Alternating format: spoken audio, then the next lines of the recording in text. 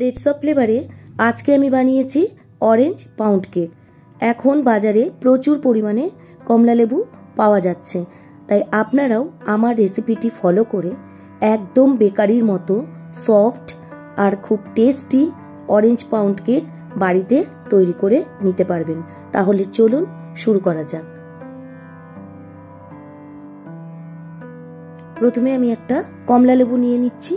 তারপর কমলালেবুর ওপরের খোসাটাকে আমি গ্রেট করে নেব। দেখতে হবে যেন ওপরের পাতলা কমলা অংশটাই ওঠে, ভেতরের সাদা অংশটা যেন না ওঠে, তাহলে তেতো লাগতে পারে। ওপরের কমলা অংশটা আমি গ্রেট করে নিয়েছি। একটা মিক্সিং বোল নিয়ে তার মধ্যে আমি সমস্ত শুকনো উপকরণগুলোকে একে একে নিয়ে নেব। আমি নেব প্রথমে 100 গ্রাম ময়দা, আর নেব 10 গ্রাম কর্নফ্লাওয়ার। এই কর্নফ্লাওয়ারটা দিলে কেকটা আরও বেশি সফট তৈরি হবে। এরপর আমি দিয়ে দেব 1 টিস্পুন বেকিং পাউডার, আর দেব হাফ টিস্পুন নুন। এরপর আমি এই উপকরণগুলোকে ভালো করে চেলে নেব।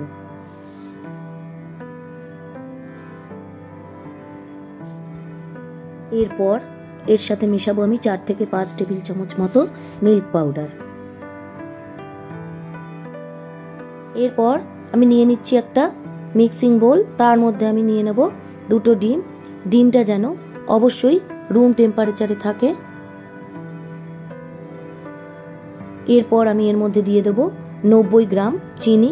চিনিটাকে আমি গুঁড়ো করে নিয়েছি।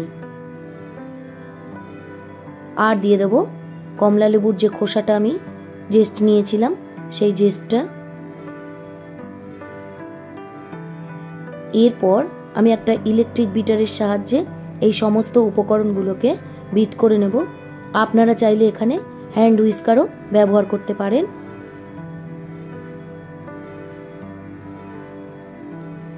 এটা আমার ভালো করে বিট করা হয়ে গেছে।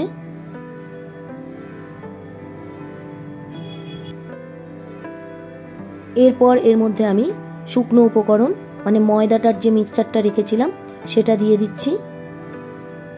এবার এটাকে আমি ভালো করে মিশিয়ে নেব।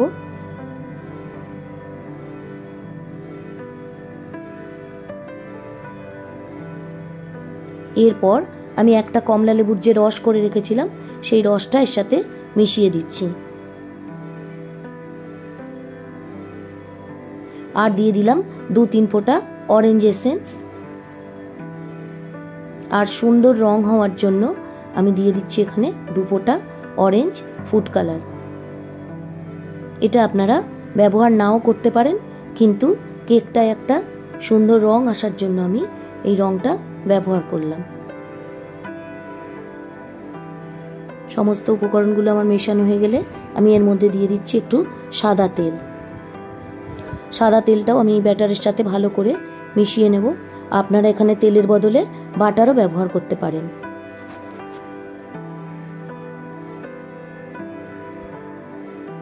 এরপর আমি এরকম একটা 7 ইঞ্চির টিন নিয়ে নিয়েছি। এর মধ্যে আমি বাটার পেপার লাগিয়ে নিয়েছি।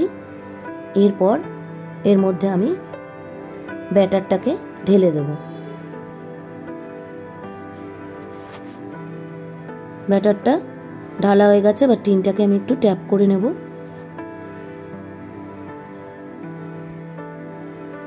একশো 80 ডিগ্রি টেম্পারেচারে আমি 10 মিনিট ওটিজিটাকে প্রিহিট করে নিয়েছি।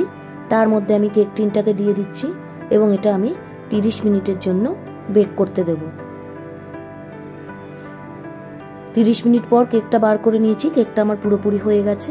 এবার এটাকে আমি নর্মাল টেম্পারেচারে রেখে ঠান্ডা করে নেব। আমি একটা কাপড় দিয়ে এটাকে ঢেকে দিচ্ছি। কেকটা আমার ঠান্ডা হয়ে গেছে। এরপর আমি এটাকে ডিমোল্ড করে নিচ্ছি।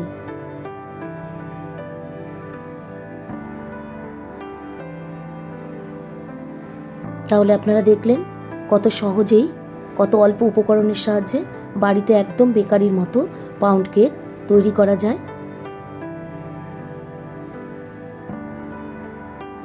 আমার রেসিপি যদি আপনাদের ভালো লাগে তাহলে আমার চ্যানেলটাকে সাবস্ক্রাইব করে আমার পাশে থাকার জন্য অনুরোধ রইল।